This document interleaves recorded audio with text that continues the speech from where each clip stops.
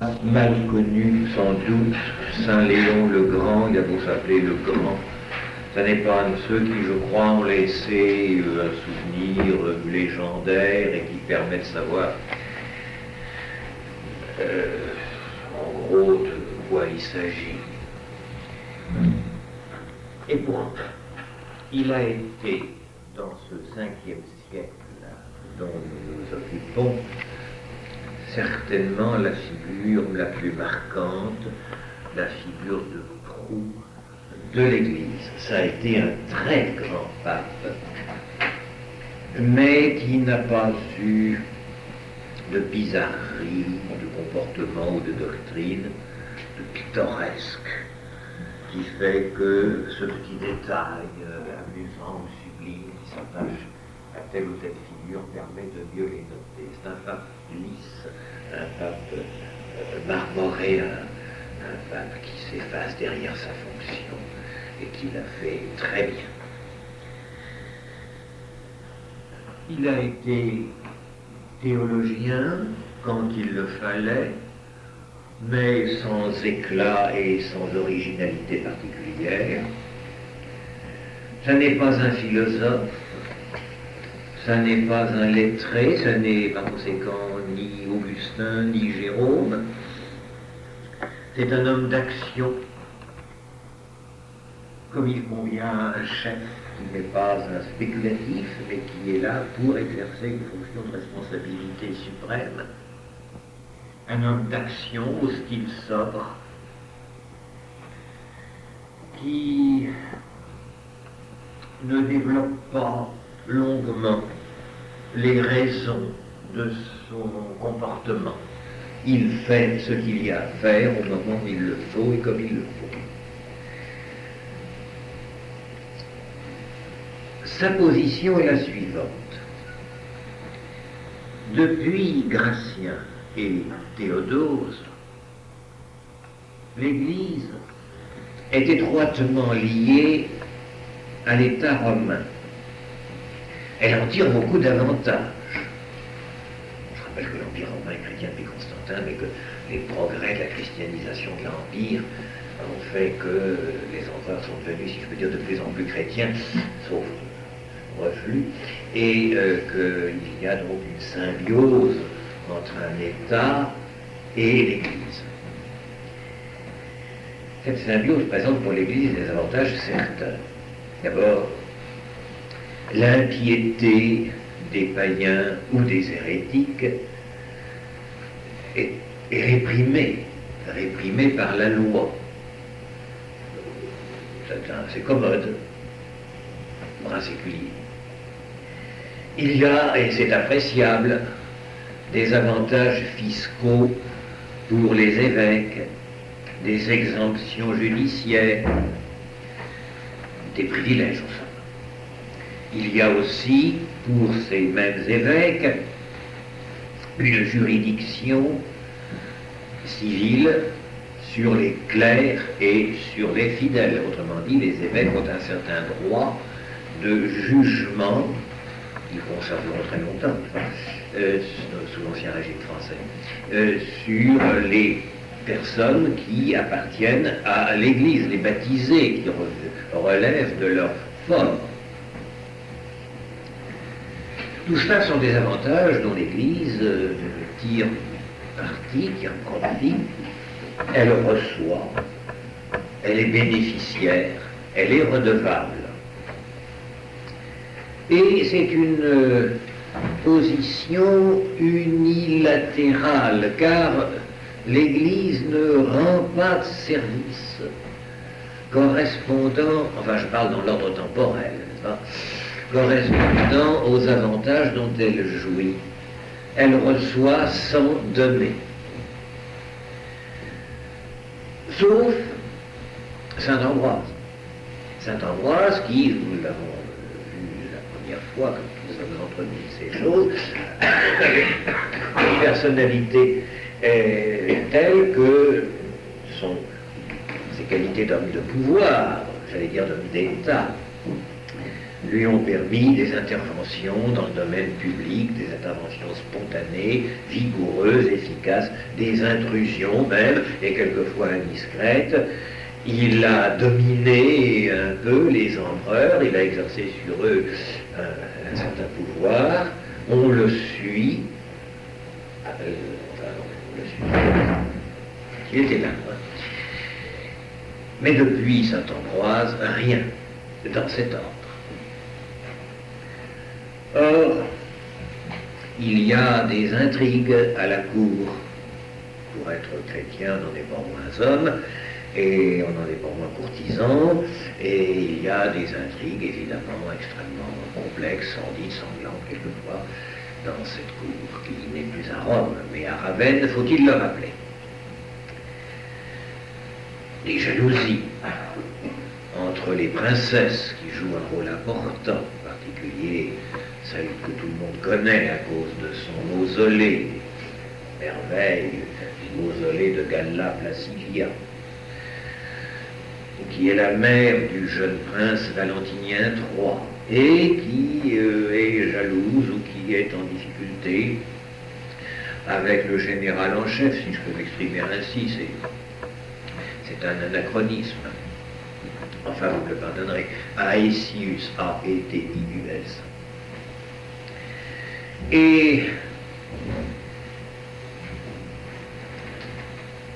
dans cette situation, il est arrivé, c'est la deuxième fois dans ce siècle que cela se produit, que l'Église ait à sa disposition un personnage d'une envergure suffisante pour intervenir utilement dans cette diplomatie compliquée et rendre le service d'un arbitrage ou d'une intervention conciliatrice plutôt, entre tel ou tel de ces personnages.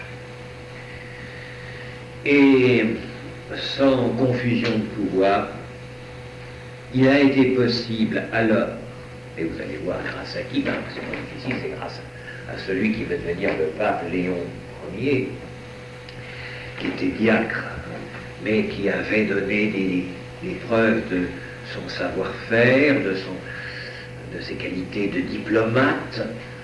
C'est un don. Il l'avait, il s'en est servi.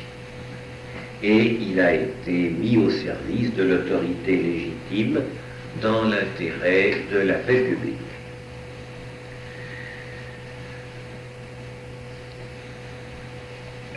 C'est la première remarque que je voulais faire pour essayer de nous situer un peu dans cet univers difficile, chaotique, désolant de médiocrité, d'impuissance dans tous les domaines de la société, un état de décadence accélérée.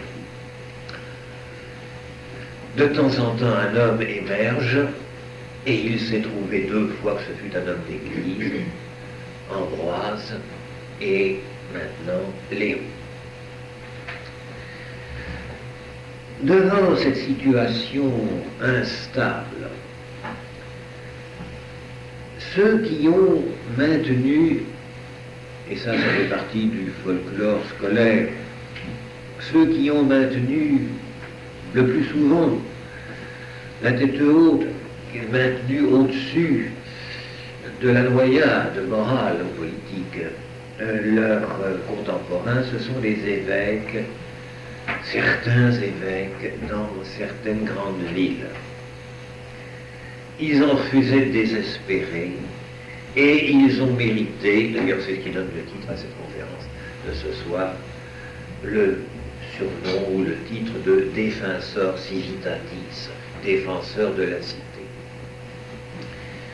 C'est une appellation légendaire et qui, il faut bien le dire, puisque ce soir on parle un petit peu plus précisément des choses, repose sur une confusion, sur une équivoque. Car il y avait constitutionnellement, institutionnellement, dans les cités, depuis Constantin, un personnage qui était appelé par ses fonctions le défenseur, dans chaque cité, qui était élu par un collège électoral très restreint, les sages de la ville, qui élisait l'un d'eux, qui par ses qualités d'administrateur, d'énergie, de compétence, de prestance morale, était celui qui était chargé de régler les affaires urgentes, de prendre les mesures autoritaires. Pas tout à fait un dictateur, mais enfin, à l'échelon local, c'est l'homme à qui on a recours en cas de besoin. Et comme il y avait de plus en plus de troubles, et quelquefois d'incursions, j'en ai déjà parlé, de bandes diverses et barbares quelquefois, eh bien ce défenseur était là pour intervenir et prendre les mesures d'urgence nécessaires. Il était juxtaposé aux magistrats réguliers, et il y avait une sorte de suprématie de fait qui était attribuée. Les magistrats agissaient en collège, les administrations romaines, vous savez, collégiales, ce qui entraîne des paralysies d'action, de délai de temps. Le défenseur est là pour prendre des mesures d'urgence énergiquement, sans s'occuper de la procédure. Jamais un évêque n'a eu à cumuler ce ministère avec son magistère, si je peux dire. Il n'a pas eu à s'occuper de fonctions civiles.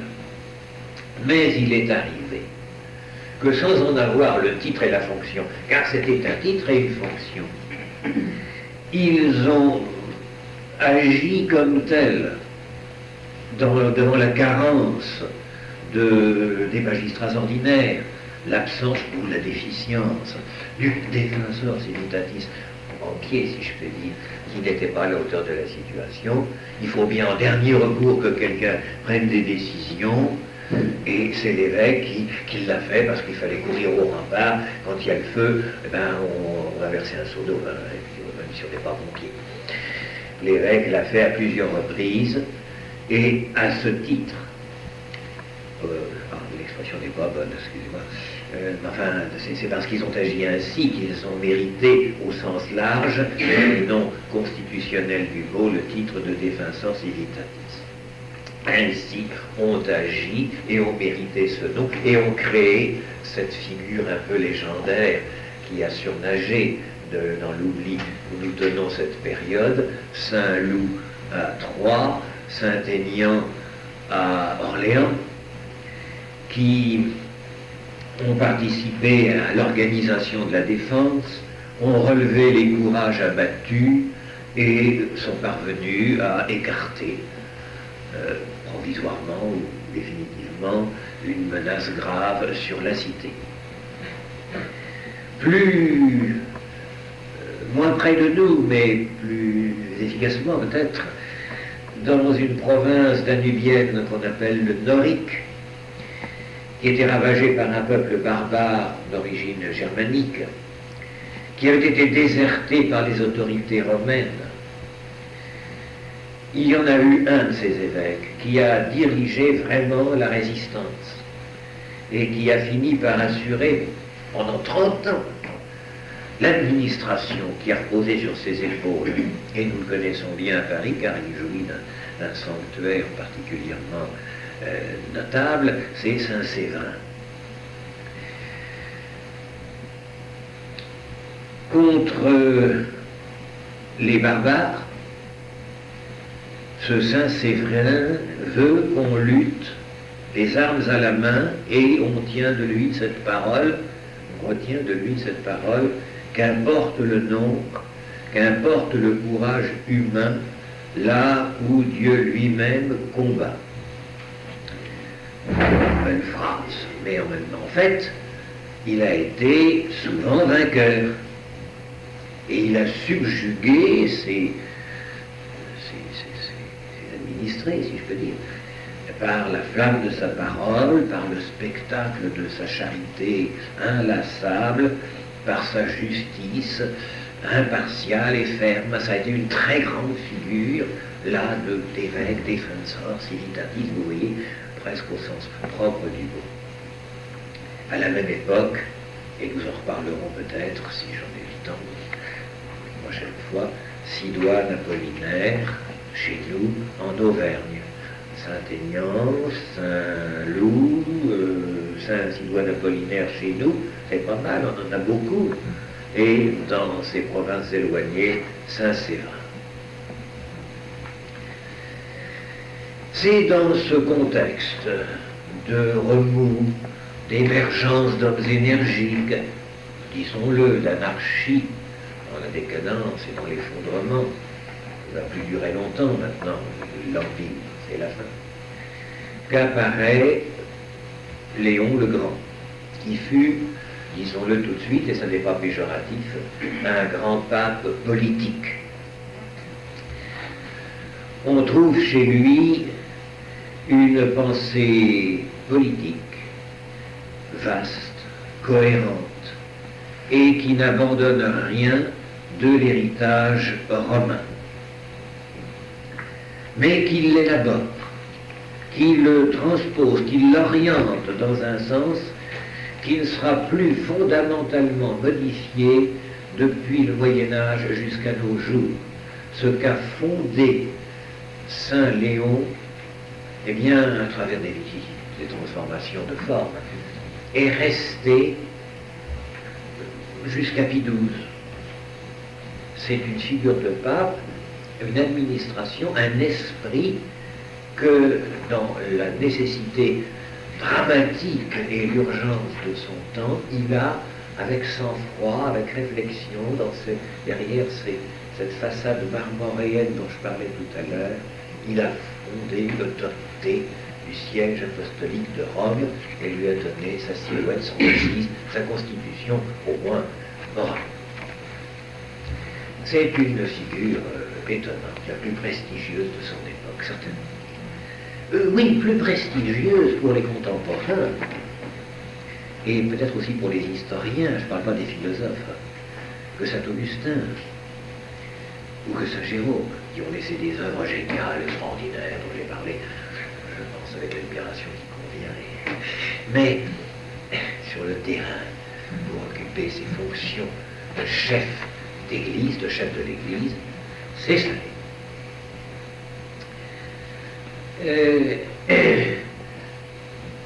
Il est très difficile à... On n'a pas de silhouette de lui, on n'a pas de portrait, bien sûr, ou un qui ne présente qu'un portrait légendaire.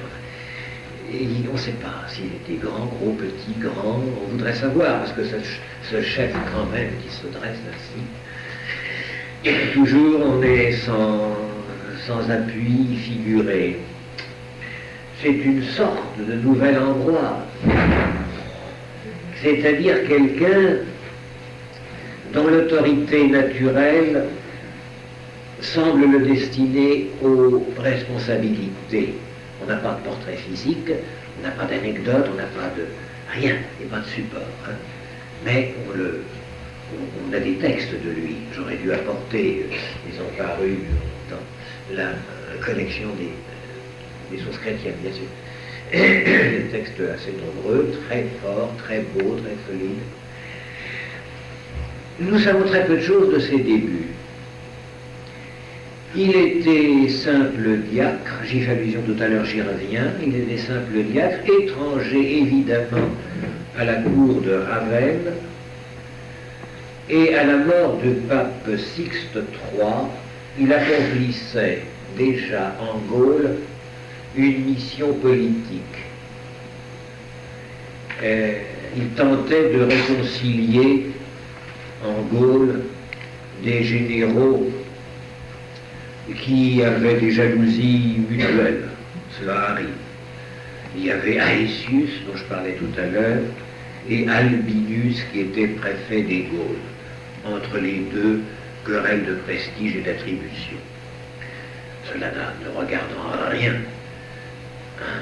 un diacre romain, mais comme le préfet des Gaules et le général, comme un chef des milices qui était Aetius, commandaient un point stratégique important, le Limès du nord-est, il fallait évidemment que la paix se fasse d'urgence entre ces personnages dont les disputes étaient catastrophiques. Alors on a envoyé un conciliateur, on a envoyé un arbitre, et c'était Léon. Et c'est pendant qu'il est en train d'exécuter cette mission, on ne peut pas penser de nos jours à une figure comme celle de Pie XII, qui avant d'avoir été le pape que l'on sait, a commencé par être un nonce dans des circonstances difficiles et qui avait été, aussi bien en France qu'en Allemagne, un personnage dont le prestige s'était imposé dans ses fonctions diplomatiques. Et puis après, eh bien, c'est la même chose qui est arrivée à, appelons-le tout de suite Saint-Léon, et c'est pendant qu'il exécutait cette mission diplomatique qu'il a appris qu'il était nommé pape. Il n'était même pas là. Je ne peux pas dire qu'il est intrigué, qu'il a fait une campagne électorale. Il était en mission, et en son absence de Ravenne ou de Rome, il a été nommé pape. Et c'était un choix excellent, et la suite l'a prouvé. Les circonstances extérieures et les obligations de sa charge, évêque de Rome, l'ont amené continuellement à s'occuper du bien-être temporel de sa ville, Rome, et très souvent de la politique générale de l'Empire. Il a eu un prestige à Rome qui l'a emporté de loin sur celui des autres autorités militaires ou civiles, et ceci dans deux occasions que je m'empresse de vous dire, parce que c'est évidemment peut-être ça que vous attendez. Il y a eu deux circonstances où la silhouette de Saint-Léon se détache d'une manière qui relève presque de l'imagerie d'Épinal. Mais c'est vrai, ça s'est passé comme ça. Et après, je vous parlerai alors de ça, je veux dire, moins pittoresque, mais plus profonde, de la notion qu'il a de la cité romaine et de la place de l'Église dans l'État, dans la cité romaine alors. Premier épisode en 452. Attila, connaissons bien, avait été repoussé de Gaule, où il déferlait, par le général dont je viens de parler, le maître des milices, Aetius. L'histoire de cette invasion d'Attila est assez curieuse, et je ne résiste pas au plaisir de vous lire les circonstances dans lesquelles ce drame qui nous a touchés beaucoup, parce qu'enfin Attila, nous avons conservé le nom et la terreur. Et voici ce qui s'était passé. Moi je pense là dans Pigagnole.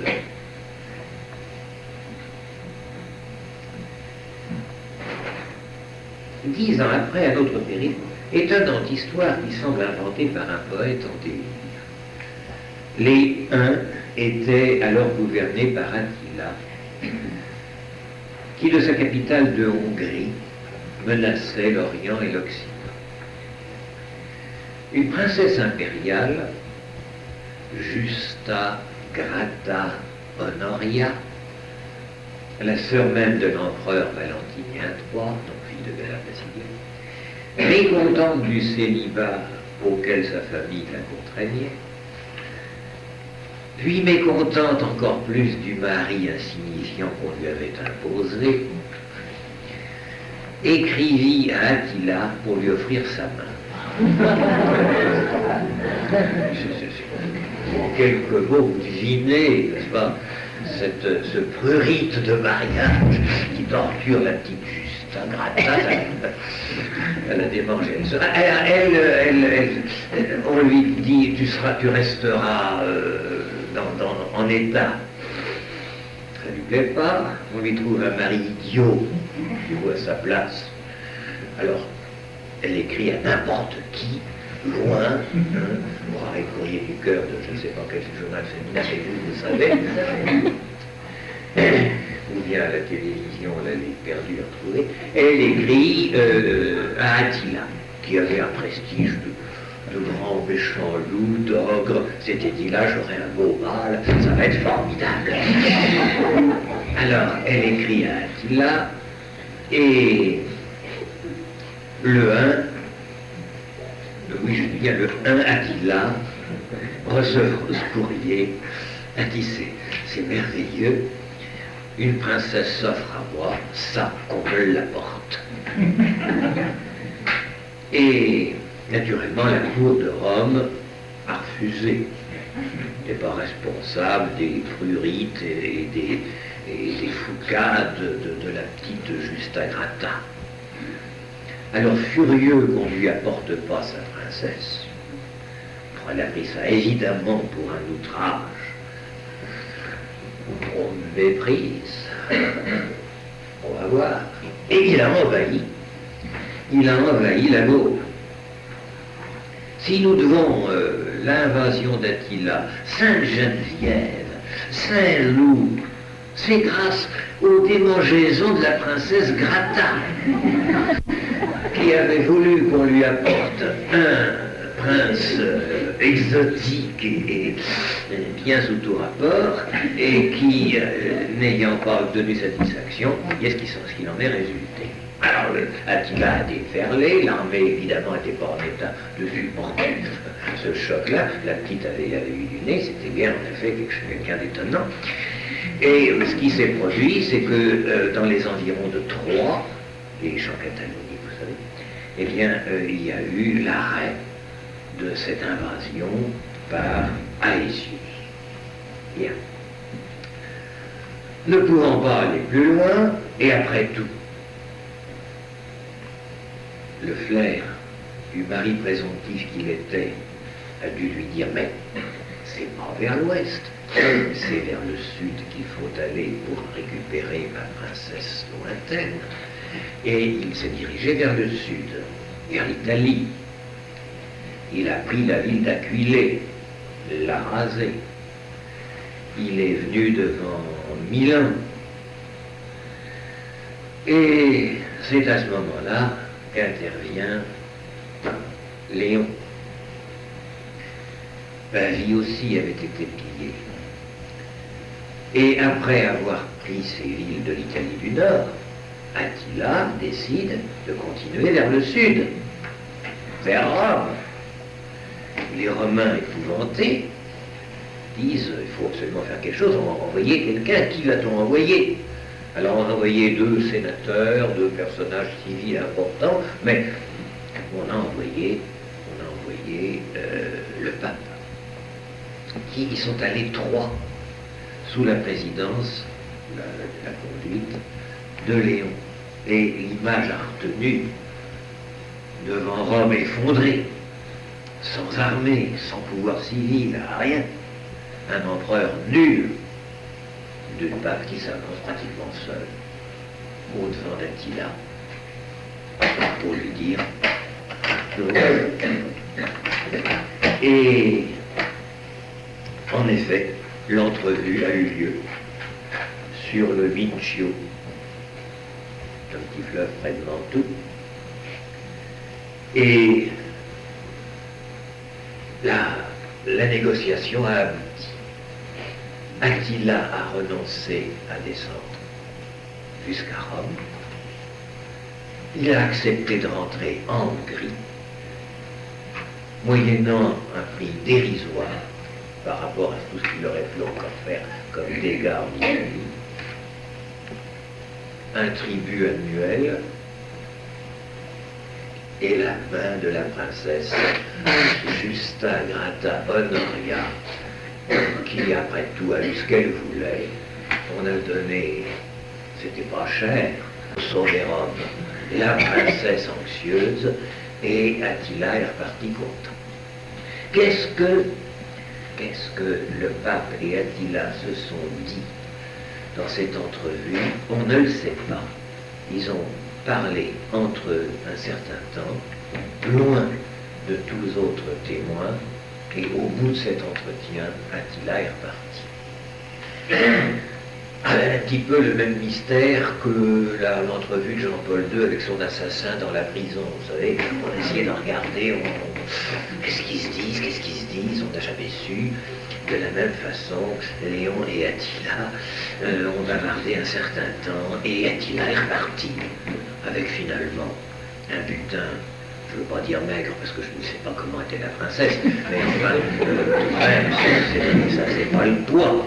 Il pouvait piller Rome, n'est-ce pas? Rien ne s'y opposait. On a supposé, c'est pas pour diminuer le prestige du pape, parce qu'enfin même la figure reste là, que Attila a eu peur, superstition, de s'emparer de Rome, parce que Alaric, son prédécesseur dans la prise de Rome, avait en effet pris Rome, mais vous savez ce qui lui est arrivé, peu de temps après, il était mort, et on avait considéré que c'était sinon une vengeance des dieux romains, du moins, enfin, la superstition s'y était introduite, et comme Alaric était mort jeune et sans avoir été touché en plein combat, mais par une sorte de mal bizarre qui l'avait saisi après le naufrage de sa flotte à Reggio, on s'était dit que peut-être prendre Rome, ça portait malheur. Et Attila, peut-être était-il superstitieux, peut-être l'arrivée de ce personnage seul, sans armes, majestueux, représentant les pouvoirs spirituels, je ne veux pas dire qu'il ne croyait pas, et qu'il était a dû faire réfléchir Attila, qui après tout s'était dérangé pour obtenir sa princesse, on la lui donne, et il s'en va. Je vous lis la conclusion qu'un bon historien a tirée de cette entrevue. Ce pontife majestueux, s'avançant seul au-devant du barbare ravageur, quel prodigieux symbole de la romanité et de la catholicité, seule force capable d'arrêter encore et d'intimider les brutalités déchaînées. C'est une belle conclusion à cet épisode impressionnant quand même. Quelques années plus tard, le même scénario s'est reproduit. Toujours devant Rome, avec un autre barbare, Genséric, que nous connaissons, parce que c'est lui qui a fait le siège d'Hippone et qui a fini, après la mort d'Augustin, par s'en emparer. Genséric avait établi son royaume en Afrique du Nord. Il avait fait de Carthage sa capitale. Au printemps de 455, Valentinien III a été assassiné à Rome, au Champ de Mars. Et le Sénat, pour le remplacer, a proclamé empereur un certain Petronius Maximus. Petronius Maximus, qui n'a pas laissé un nom. Il était tellement étranger à tout ce monde politique et impérial que pour s'intégrer, si on peut s'exprimer ainsi, se faire admettre, se faire respecter, il a épousé la veuve de l'empereur récemment défunt, la veuve de Valentinien III par conséquent, et c'était entré dans la famille théodosienne. Enfin, tous ces gens-là sont descendants de Théodose. Je ne vais pas vous faire la généalogie compliquée, sans intérêt, de ces dynasties impériales. Pour entrer dans cette succession théodosienne, ce Petronius Maximus, c'est un peu dérisoire quand on pense au personnage, a épousé donc la veuve, c'était un moyen de pénétrer par le lit sur le trône, et puis il a marié son fils avec la fille du défunt. Donc vous voyez la naturalisation, si je peux dire, s'est faite par voie matrimoniale. Seulement, et vous allez me dire que ça, décidément, c'est une répétition, mais oui, c'est ça qui est drôle, c'est que la fille de l'empereur Valentinien III, donc Petronius Maximus, nouvel empereur, a épousé pour avancer un peu dans l'estime des Romains. Elle était fiancée, et elle était fiancée au roi des Vandales, à Genséric. Si bien que Genséric, comme jadis Attila, comme naguère Attila, a vu que la princesse de ses rêves lui était enlevée, pour des raisons presque analogues, mais pas mais c'était une raison diplomatique. Les princesses, vous savez, c'est leur triste sort, servent de monnaie d'échange, et ça a duré très longtemps. Pour obtenir des provinces, on mariait sa fille avec un duc, etc. Là, on avait marié la fille de l'empereur défunt avec le nouvel empereur pour qu'il ait une certaine apparence. Mais Genséric, qui se disait barbare qu'il était dans son Afrique du Nord, je vais épouser la fille de l'empereur de Rome. Quelle promotion, quelle arrivée au premier rang de la scène du monde, car qui allait hériter ensuite, sinon lui? Alors vous comprenez la déception.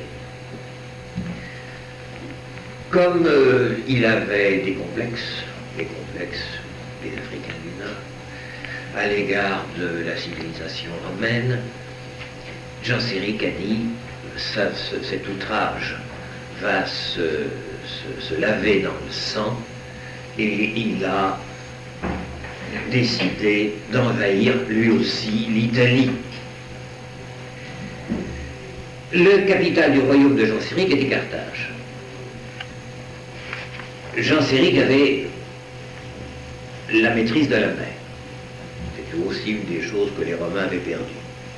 Il ne lui a pas été difficile de fréter une flotte sur laquelle il a embarqué, de débarquer à l'embouchure de Rome et de se diriger depuis Ostie jusqu'à Rome. Et à Rome, ça a été la Panique. Une nouvelle fois, les barbares arrivaient. Et ces barbares-là avaient une réputation encore plus épouvantable que les autres, justifiée. Massacre, incendie, viol, pillage, enfin vraiment, ils faisaient tout au maximum. Et les Romains se sont enfuis.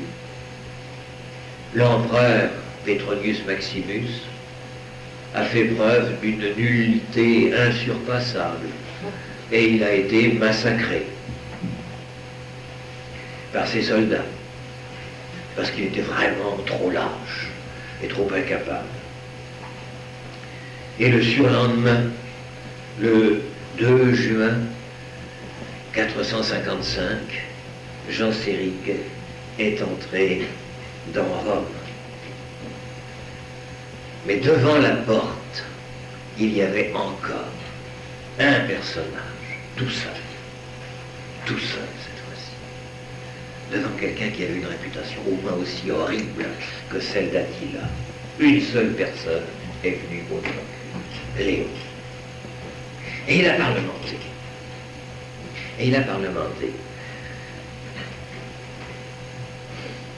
Oh, il n'a pas chassé Genséric. Non, mais il a obtenu des conditions relativement douces. C'est-à-dire qu'il a obtenu qu'il n'y aurait ni incendie, ni meurtre, ni massacre, à condition qu'on ne résiste pas.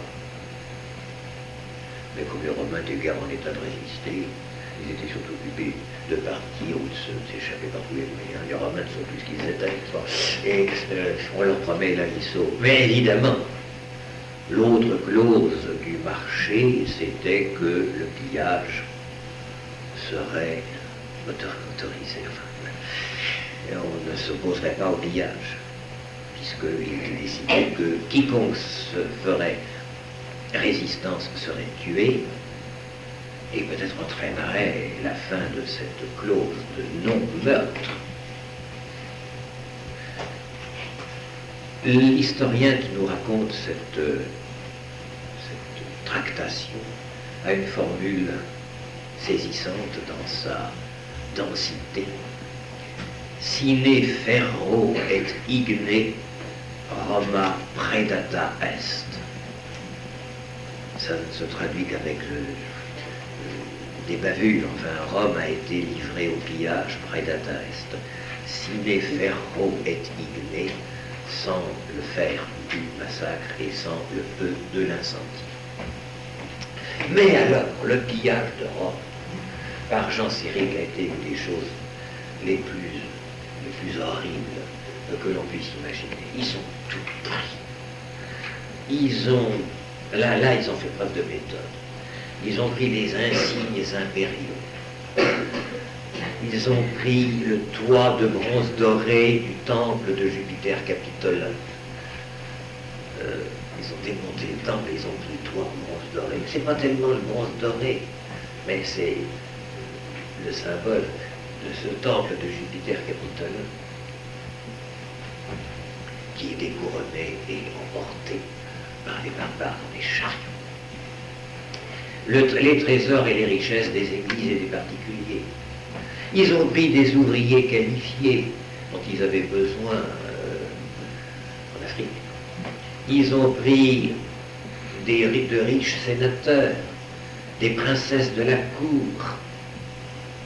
Enfin, ils ont pris aussi bien comme matériel, comme objet précieux, comme œuvre d'art, ce qu'on avait ramené de Jérusalem après le pillage du temple de Jérusalem.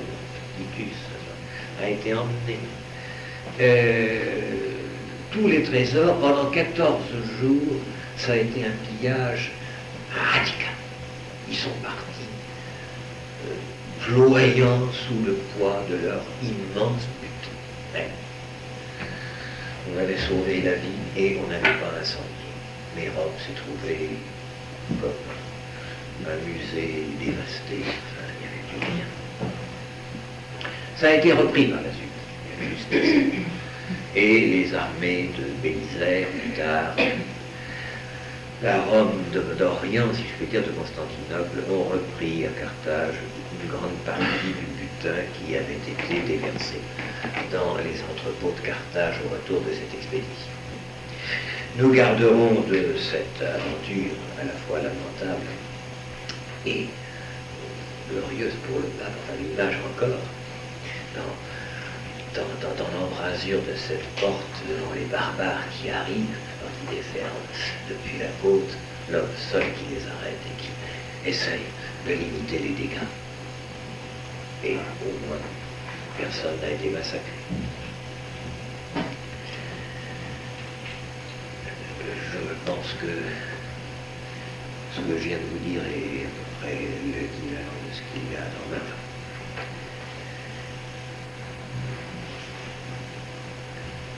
Oui. L'année 455 s'ouvre dans Rome même par des scènes tragiques. L'empereur lui-même, cet impuissant, cet imbécile, Sémivir Amens, tue dans son palais son ministre Aetius. Allez donc être général avec des empereurs comme ça. On est tué dans le palais par l'empereur lui-même. Enfin, ce sont des histoires de fous. Shakespeare, n'est-ce pas, à trouver là, vous trouverez la matière. Dont le prestige lui pèse, il est jaloux de son général. Les féaux d'Aetius, ces Ucellari, assassinent l'empereur au champ de Mars. Un noble romain, Petronius Maximus, de la famille des Amici, se fait proclamer empereur. Il avait eu jusque-là une carrière éclatante, 2 fois consul, 2 fois préfet de la ville, et Honorius, à la demande du Sénat et du peuple, lui avait fait élever des statues dans le forum de Trajan. Il prend pour femme, contre la volonté de celle-ci, la veuve de Valentinien, Eudoxie, et pour se venger, dit-on, appela Genséric, ou bien Genséric, comme il y était fiancé à elle, l'historien là-dessus diverge. À la fin de mai, les Vandales occupèrent le Portus, c'est-à-dire l'embouchure du Tibre. Pétronius voulut s'enfuir de Rome et fut tué. Le pape Léon, qui en 451 s'était présenté devant Attila, vint sous les murs le 2 juin pour négocier avec Genséric la capitulation. Il promettait qu'il n'y aurait pas de résistance et il demandait qu'il n'y eût ni incendie, ni meurtre, ni torture. Une phrase d'un chroniqueur, c'est ce que je voulais citer.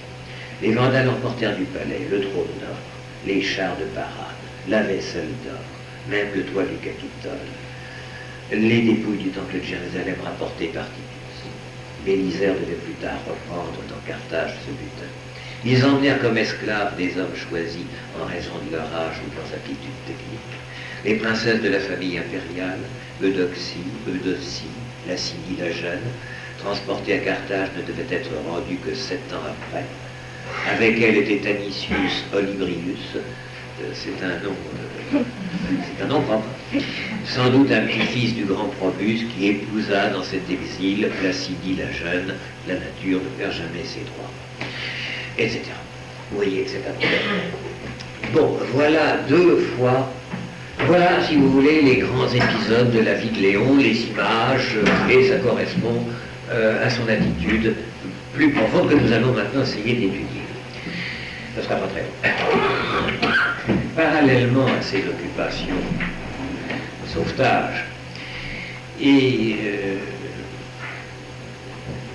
Léon a suivi de très près l'évolution de la politique générale de l'Empire et la conception qu'il a de sa charge fait qu'il ne peut absolument pas se contenter de prendre des distances avec le pouvoir, comme par exemple l'avait fait Augustin dans à peu près la même époque.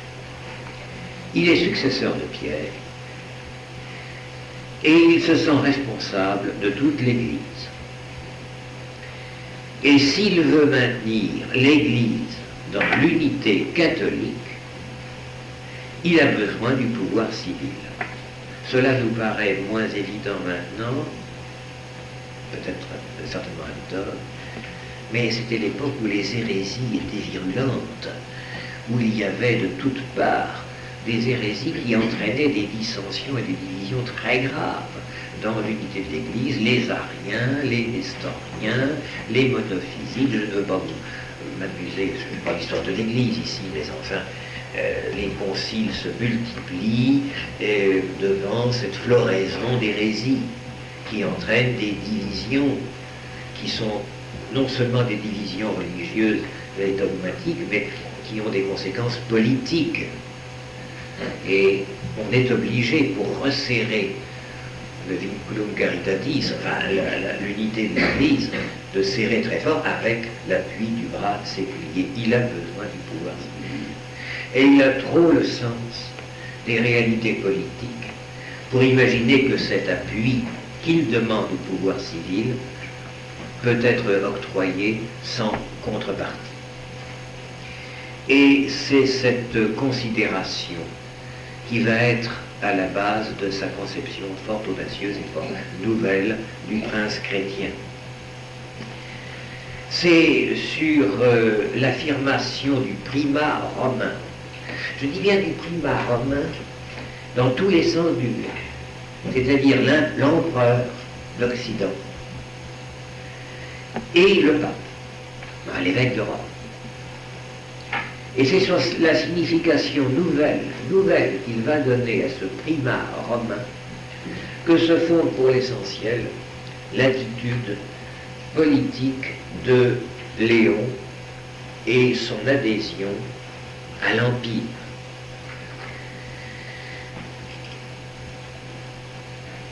Premier aspect de cette conception, si vous voulez, la primature de Rome, le primat romain, le mot technique, et c'est l'affaire du deuxième canon de Chalcédoine, du concile de Chalcédoine.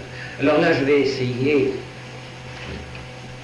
d'être aussi simple que possible, parce que l'affaire est très embrouillée. Alors, je ne voudrais pas vous ennuyer, et je ne voudrais pas vous emmener dans le buisson de ces controverses théologiques.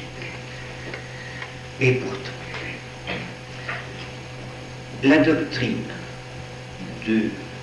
fondée par Léon Ier a permis, et c'est si vous voulez une première constatation très importante, a permis de sauver du naufrage ce qui avait été dans toute l'histoire romaine, non pas l'histoire événementielle, mais l'histoire religieuse, intellectuelle, l'histoire morale romaine, le pivot, l'axe central, l'idée de l'éternité de Rome, Roma aeterna. Oui, il y avait Jupiter Capitolin, il y a eu ensuite les religions plus philosophiques, les religions orientales, il y a eu la conversion de l'Empire.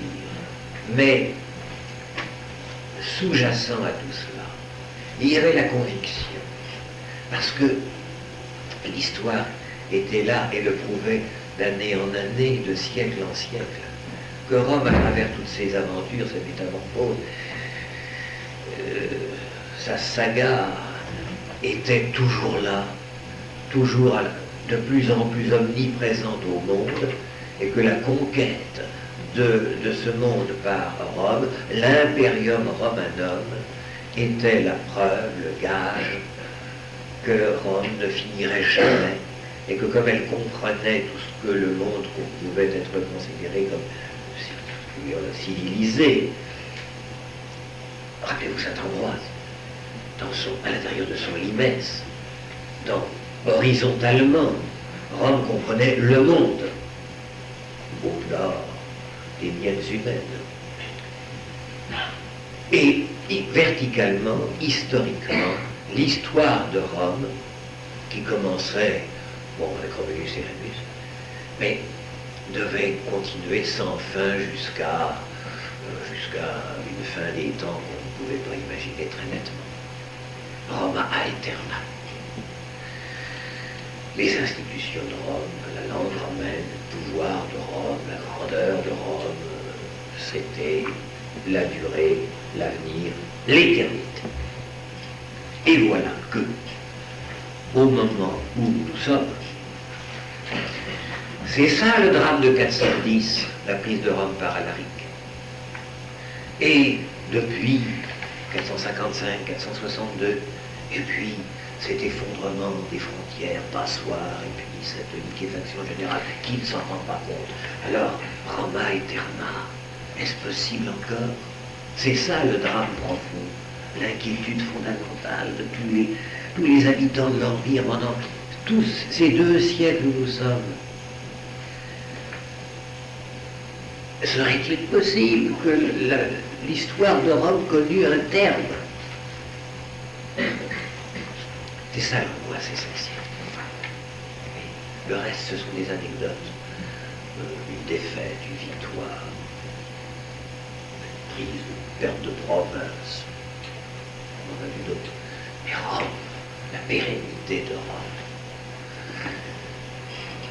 même ça, c'est remis en question. Vous n'imaginez pas, quand on n'a pas l'appartenance que nous avons à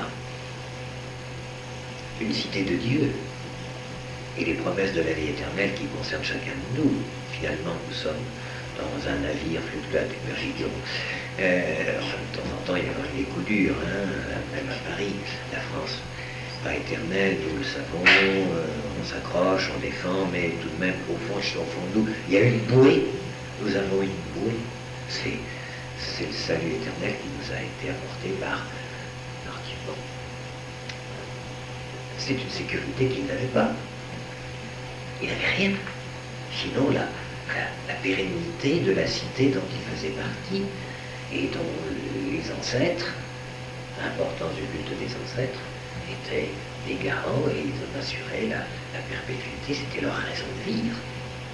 Et voilà que ça fond entre leurs mains, c'est vertigineux.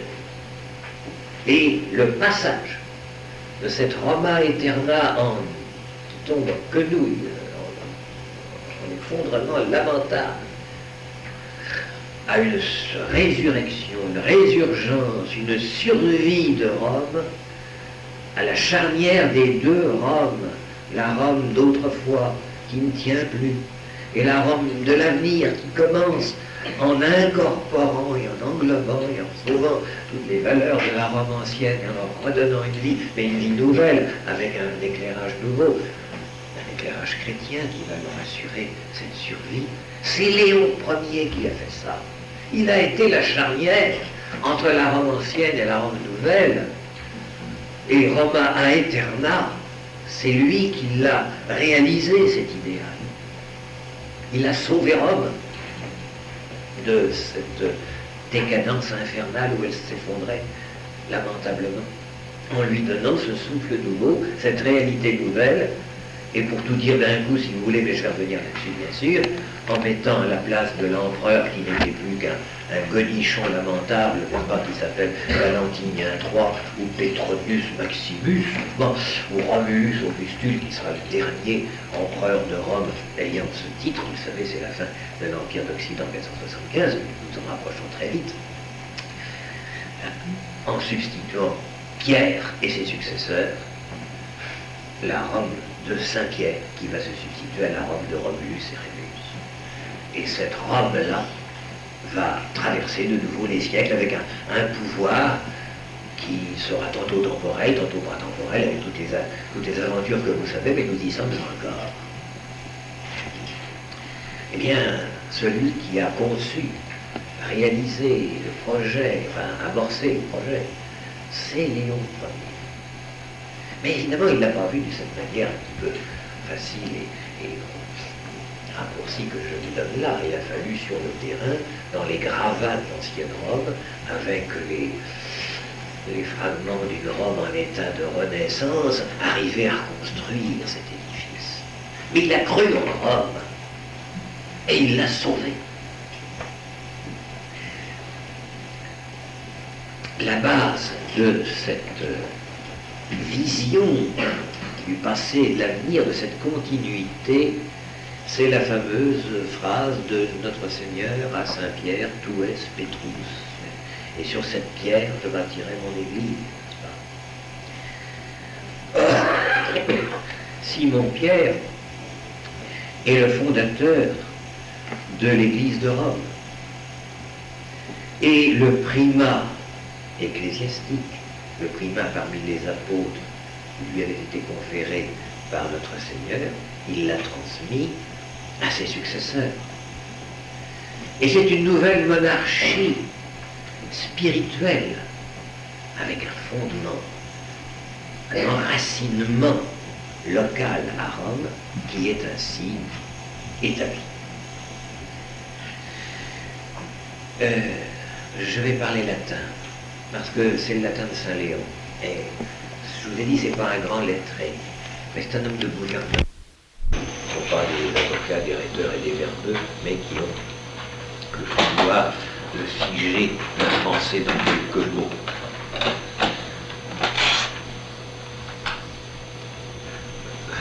Excusez-moi, je vous le traduirai tout de suite après. Il faut déjà l'entendre. Ut firmitas, que per Christum Petro tribuitur, per Petrum apostolis conferatur. Ça veut dire, afin que la solidité qui est attribuée, conférée, à Pierre par le Christ, par Pierre, soit conférée aux apôtres. Bon, il y a donc, si vous voulez, une espèce de parallélisme, mais qui se manifeste dans les mots, parce qu'il y a marqueterie, si vous voulez, une mosaïque de mots qui, en latin, est étonnante. Il y a un rapport d'analogie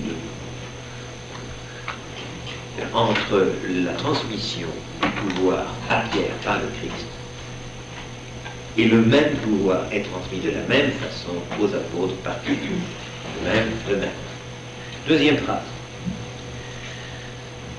Sicut permanet quod in Christo Petrus credidit, ita permanet quod in Petro Christus instituit. Vous sentez bien, même si on ne comprend pas tout du premier coup, qu'il y a là un parallélisme étonnant.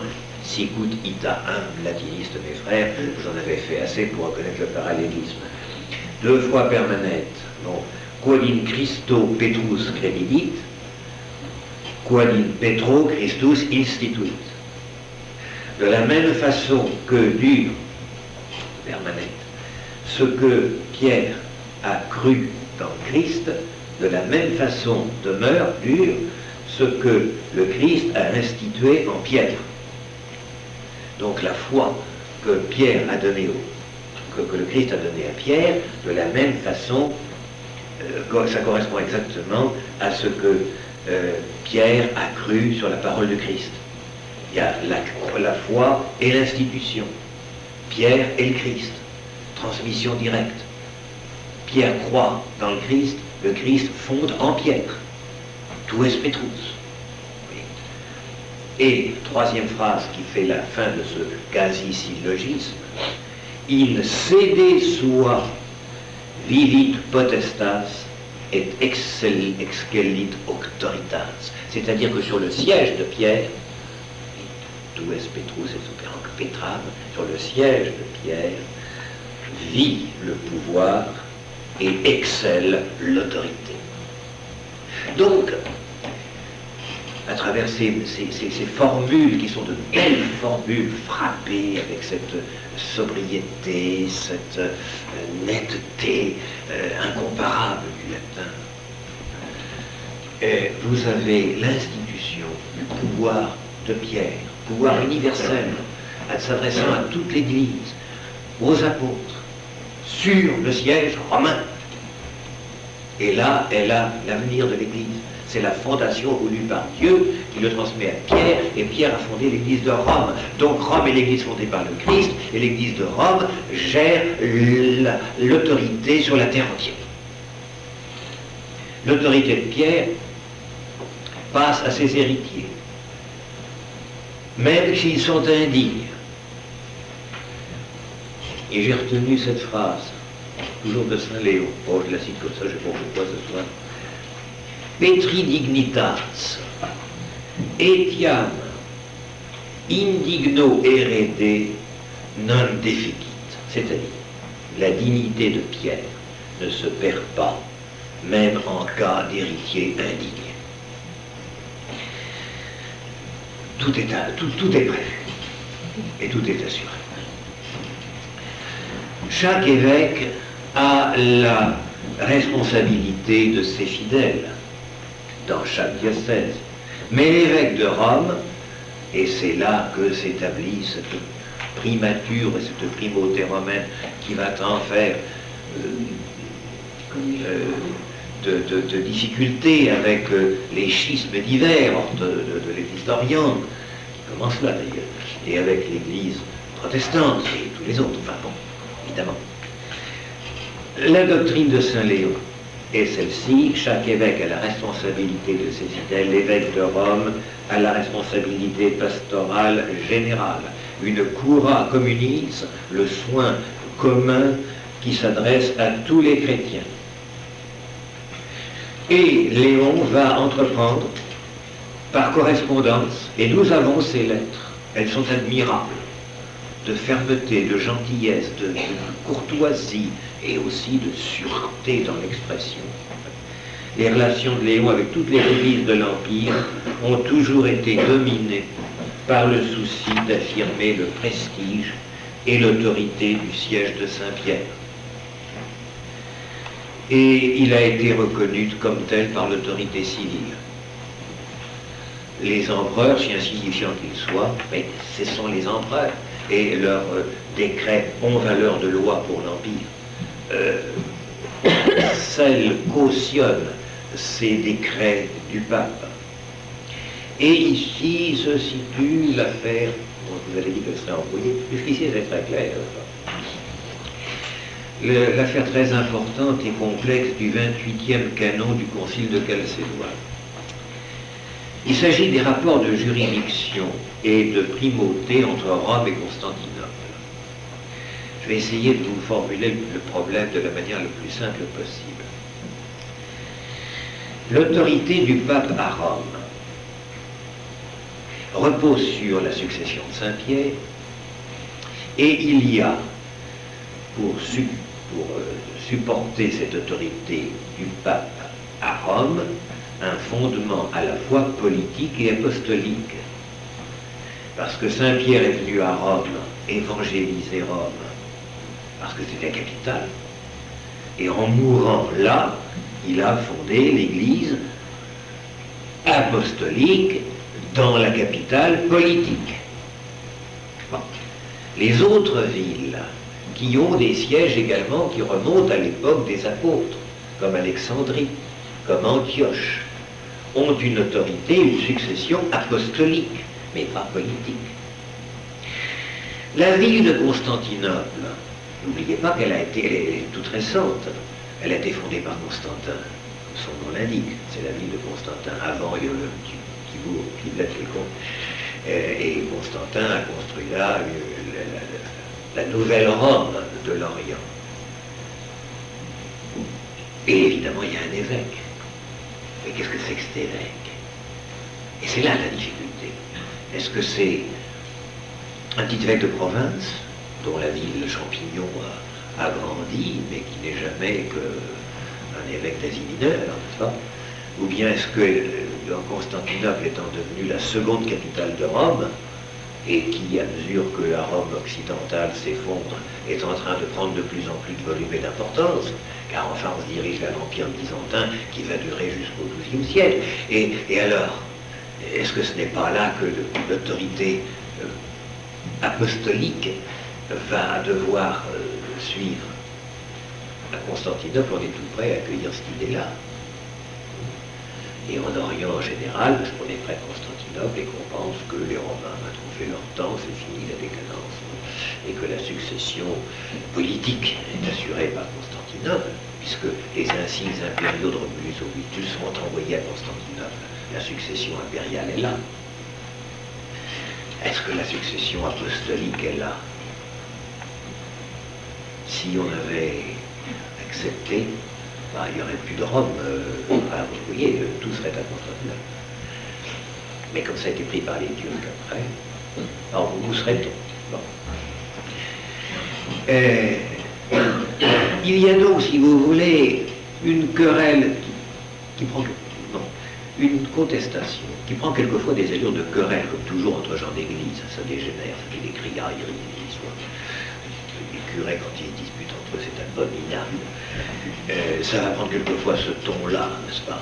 Mais le procès est beaucoup plus important. Il s'agit de savoir où se trouve le siège de l'autorité de l'Église fondée par Jésus-Christ, transmise par Pierre et transmise ensuite par ses apôtres. Est-ce que c'est à Rome, est-ce que c'est à Constantinople? Et à la suite de plusieurs conciles qui progressaient dans ce sens, le concile de Chalcédoine, qui a eu lieu, vous le savez, en 451, c'est le 4e concile œcuménique, a promulgué dans son deuxième canon, que l'évêque de la capitale orientale, cette deuxième Rome, la nouvelle Rome, serait le second en dignité immédiatement après celui de Rome. C'était donc constitué une sorte de vice-papauté au bénéfice de l'évêque de Constantinople. Jamais Rome n'a accepté ce canon de ce concile et a toujours considéré, malgré quelques reculs, ce canon a toujours été accepté par l'Orient. Rome ne l'a jamais accepté et l'Orient l'a adopté. Parce que ça faisait son affaire. Et c'est la racine de ce qu'on a appelé le grand schisme d'Occident, et qui n'est pas terminé. Léon le Grand s'est considéré comme l'héritier à la fois du princeps, c'est-à-dire de l'empereur. Empereur, en latin, ça ne se dit pas imperator, ça se dit princeps. Donc Léon le Grand s'est considéré comme l'héritier du princeps, c'est-à-dire de l'empereur romain, dont il reprend les idéaux en les transformant, en les transposant dans une sphère spirituelle et chrétienne. Il est le successeur, en tant que successeur du princeps, de l'empereur, de celui qui assurait la paix, l'unité, l'impérialisme politique de la Rome d'Auguste. Il prend cela dans son héritage, il prend cela sur ses épaules. Et il a consacré son règne au triomphe de la paix, de l'unité, de l'impérialisme spirituel de la Rome de Pierre. Il a confondu les deux Roms, il a pris les deux héritages et il a attribué à l'autorité impériale de Pierre ce qu'il avait, ce qu'il tirait, ce qu'il sauvait, ce qu'il récoltait de la Rome impériale historique, en fusionnant les deux et en assumant les deux pouvoirs, les deux règnes. Là est l'œuvre de Léon Grand, l'œuvre qui a sauvé, je disais, la Rome ancienne et fondé la Rome nouvelle, en assurant la charnière et en ne cédant pas sur la question de la primauté de Rome. Faisons un pas de plus, si vous voulez, et parlons de Léon et de l'État romain. Très loin, vous le voyez, du distinguo prudent d'Augustin. Il est l'héritier intellectuel de ce théologien que vous connaissez sans doute guère, mais enfin c'est pas tout dit, d'Eusèbe de Césarée et de Constantin.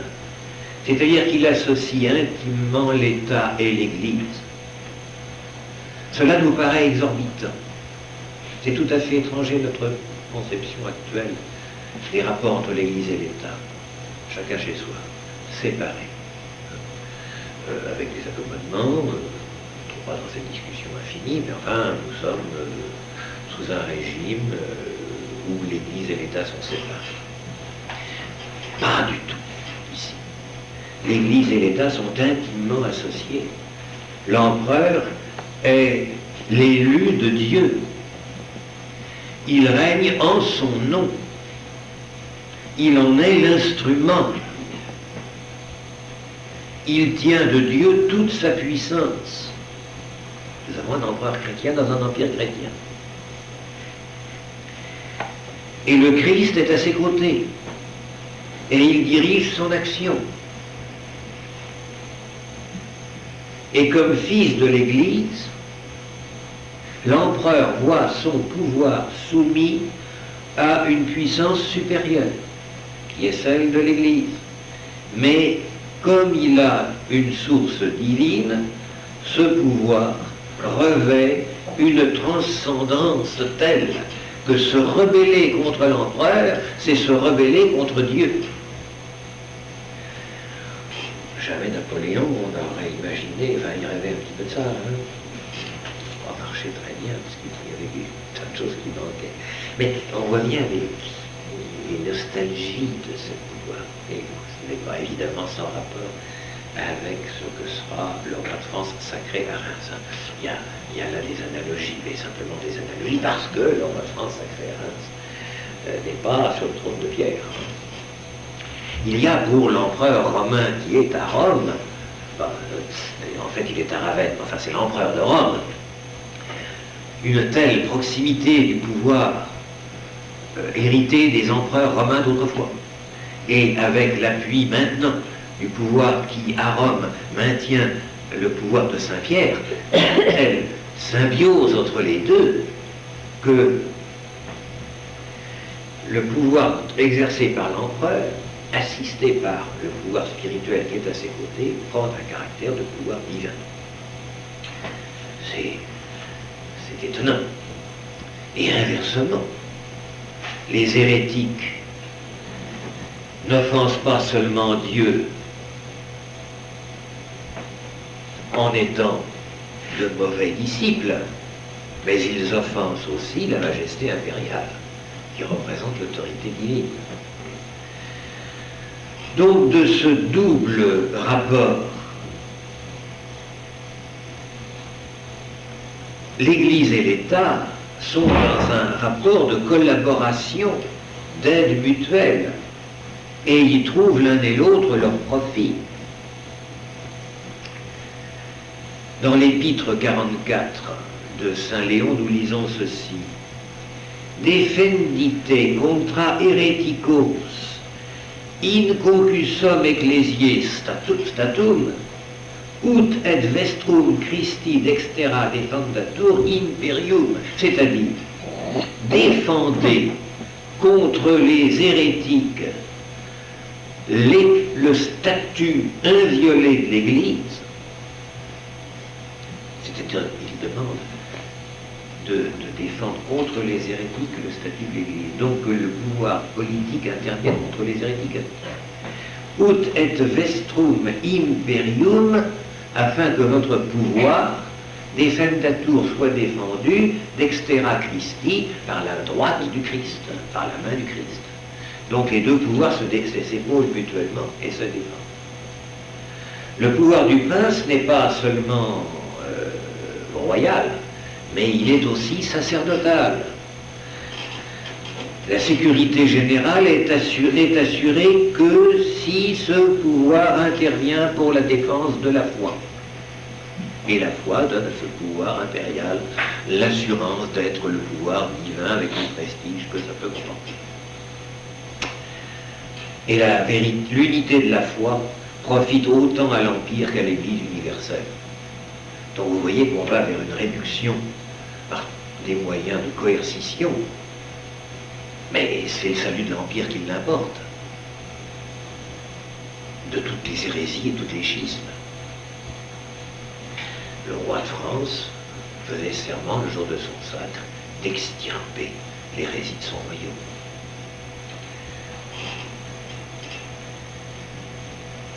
Merito eius expectatis protectionem, cuius colitis veritatem, gloriosissime imperator. Il s'adresse ici à l'empereur et il lui dit: c'est à bon droit que vous attendez la protection de celui dont vous proclamez la vérité, c'est-à-dire Dieu.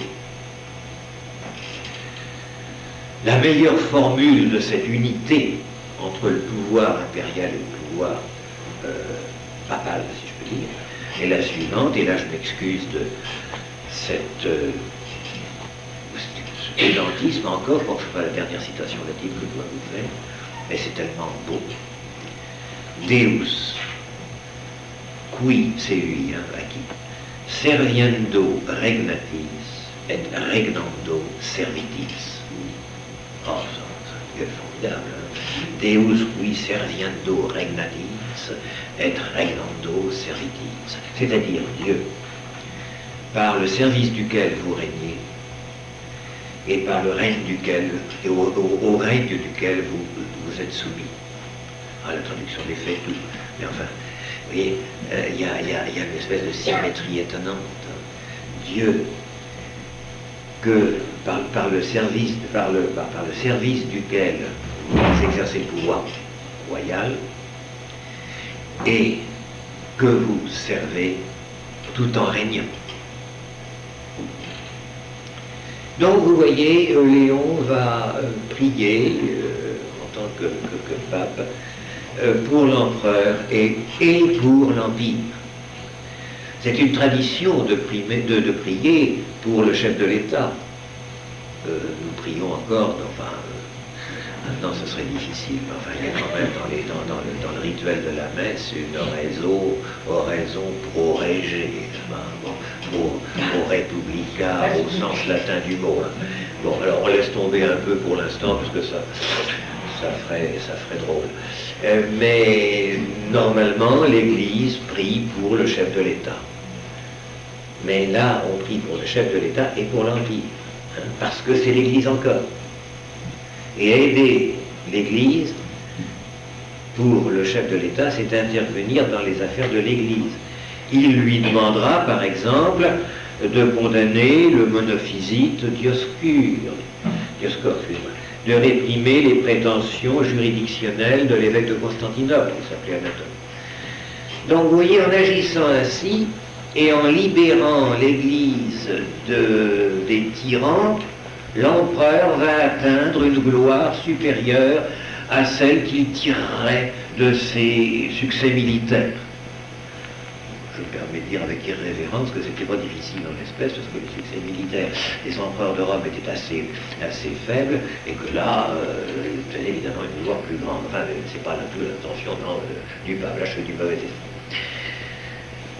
Et est-ce qu'il a le droit de faire, d'agir ainsi, Léon? Oui, car il part d'une inspiration directe, l'empereur part d'une inspiration directe, d'un conseil immédiat de Dieu.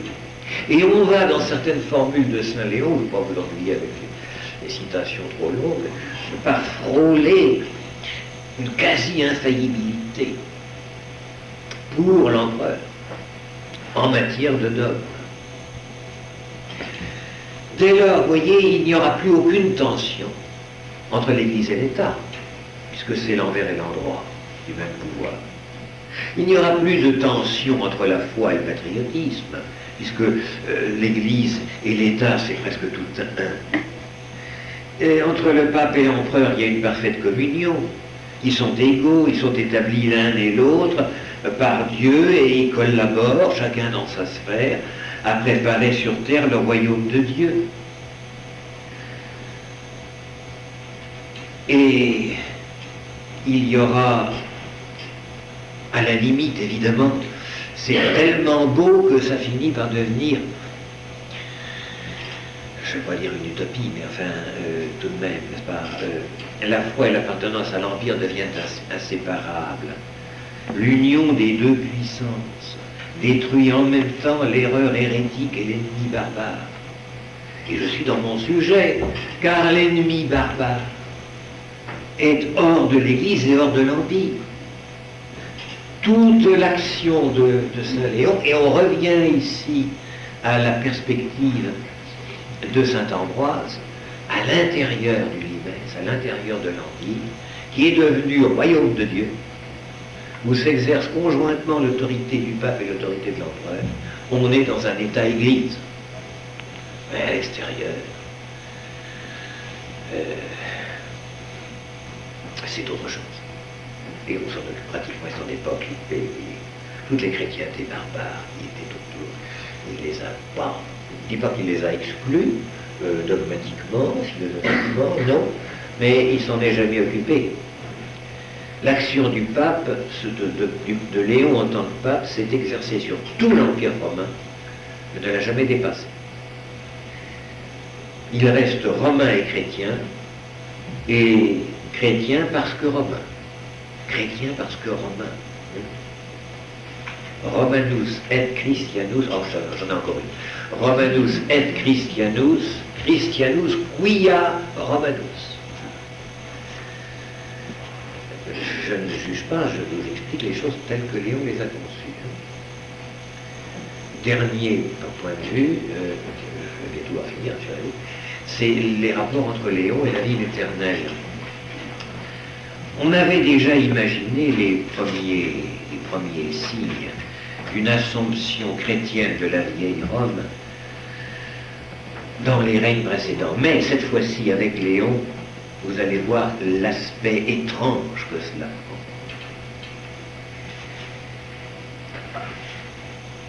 Y auriez-vous pensé On va... Ah, excusez-moi, l'analogie se prend à partir des deux Adams. Le premier, notre Père, Adam, et le second Adam, qui était le Christ. Bien. Et vous savez, l'iconographie, quelquefois, a placé la croix, au pied de la croix, les ossements d'Adam, parce qu'il y a là une résurrection, une transformation, un héritage. De la même façon, analogie. Les deux frères ennemis, Romulus et Rémus, qui ont fondé Rome, se retrouvent au plan spirituel dans les deux frères dans le christianisme qui ont donné leur sang et leur vie à Rome, Saint Pierre et Saint Paul. Pierre et Paul étant ceux qui rachètent et continuent à la fois, continuent en rachetant l'œuvre de Romulus et Rémus. Ils se sont entretués et leur cité s'effondre dans le sang et les guerres civiles. Mais ils ont fondé, par leur couple fraternel, la Roma Aeterna, et la succession pour la prolongation de Roma Aeterna sur un autre plan sera assurée par Pierre et Paul, c'est-à-dire par le pape, qui reprend à la suite de Pierre cette tradition de Romulus à Pie XII. Vous voyez, c'est la perspective un peu vertigineuse qui a été expliquée, explicitée en ce temps-là. Le prince des apôtres, n'est-ce pas, Saint Pierre, et par conséquent son successeur le pape, est plein de sollicitude pour la terre entière. Mais il a une dilection particulière pour les habitants de la ville où il repose, Saint Pierre. Et en retour, les fidèles de Rome doivent manifester une vertu et une piété éclatante, puisqu'ils ont été non seulement fondés par Romulus et Rémus, mais refondés par Saint-Pierre, qui a bien voulu venir mourir là pour leur assurer de plus près, d'une manière privilégiée, l'héritage dont il était lui-même le dépositaire par le Christ, comme vous le disiez tout à l'heure. La protection de ces saints et de ces martyrs a permis la libération de Rome. Il y a un très beau sermon, je ne sais plus, 92, 84, où Saint Léon, pour la libération de Rome, et cette tradition de la libération des villes, et date pas d'aujourd'hui, dit aux Romains, enfin voyons, vous avez été sauvés par Pierre, c'est de l'influence de Pierre que j'en présentais, qui a permis le départ des barbares, etc. Eh bien, qu'est-ce que vous faites? Vous allez au théâtre. C'est-à-dire dans des endroits où on fait le contraire de ce qui est venu vous apporter. Morale, louange de Dieu, austérité, enfin bon. Les théâtres romains n'étaient pas du tout comme... nos théâtres ne sont pas forcément des lieux de perdition. Mais les théâtres et les amphithéâtres de Rome n'étaient pas forcément des lieux d'édification. Et on y donnait des spectacles, Saint-Augustin est là pour nous le rappeler, qui étaient quelquefois troublants. Et le jour où on célèbre, pour remercier, en action de grâce, la libération de Rome en l'honneur de Saint-Pierre, c'était peut-être pas le moment, dit Saint Léon à ses oies, d'aller au théâtre pour faire autre chose. Bon, quand même. Et les saints Pierre et Paul sont morts en Occident, d'où ils illuminent le monde. Grâce aux apôtres, élèves de vérité, magistra erroris, discipula veritatis. Pierre et Paul ont fondé Rome dans le ciel, bien plus heureusement que les frères ennemis, Romulus et Rémus, ne l'ont fondé sur la terre.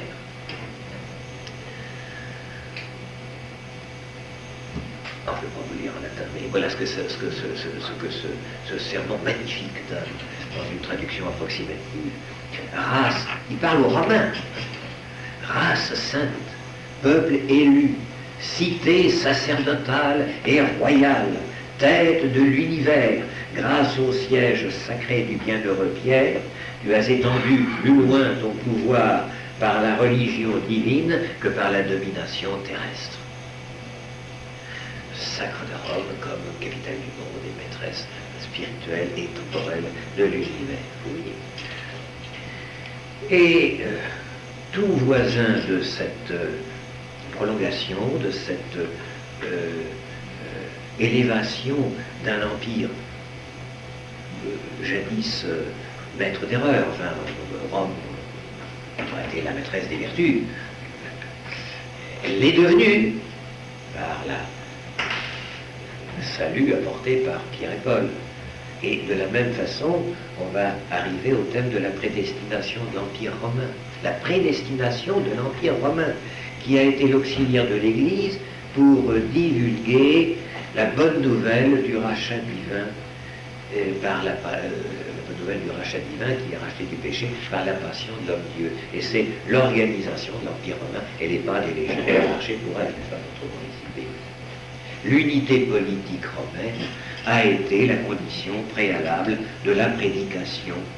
Et Rome, esclave, sans le savoir, de la superstition des superstitions qui étaient les siennes, a maintenant répandu la vérité pour détruire les superstitions qu'elle avait d'abord divulguées.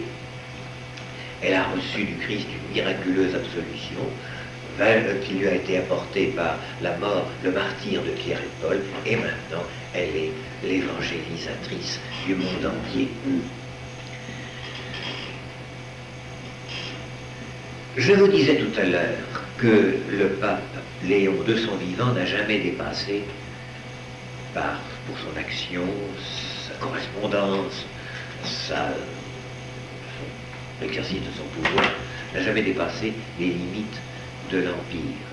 Alors vous pourriez vous dire, où est l'esprit missionnaire, où est l'esprit universaliste, où est la dynamique apostolique universelle de l'Empire romain? Eh bien, je dois à la mémoire de Saint Léon de dire qu'il y a tout de même des phrases où il laisse entendre que ça va plus loin. Il n'a pas le temps de le faire. Il a fondé, si vous voulez, il a refondé Rome, c'est déjà quelque chose pour un homme. Mais il a dit ceci: cette prédestination ne signifie pas que le christianisme soit contenu dans les limites de l'Empire. La domination spirituelle a dépassé les limites de sa domination politique. Donc, au-delà des frontières, il y a encore une domination spirituelle, mais qui sera assurée par le prestige, par le rayonnement de la puissance politique et spirituelle de Rome. Vous voyez, le rôle de ce pape a été de reconnaître implicitement le lien profond qui unit au carrefour des âges les deux Roms, politiques et religieuses. Pierre est chef de l'Église, il a un pouvoir, il exerce son pouvoir sur une ville qui est le centre du monde pour la diffusion de la vérité. Et ainsi se retrouve chez Saint Léon une théologie épurée de ses parties les plus choquantes. C'est sous cette forme qu'elle va se perpétuer aussi bien à Byzance qu'à Rome. Le patriotisme romain a achevé de se métamorphoser grâce à lui en foi chrétienne qui sauve l'Empire pour sauver la foi.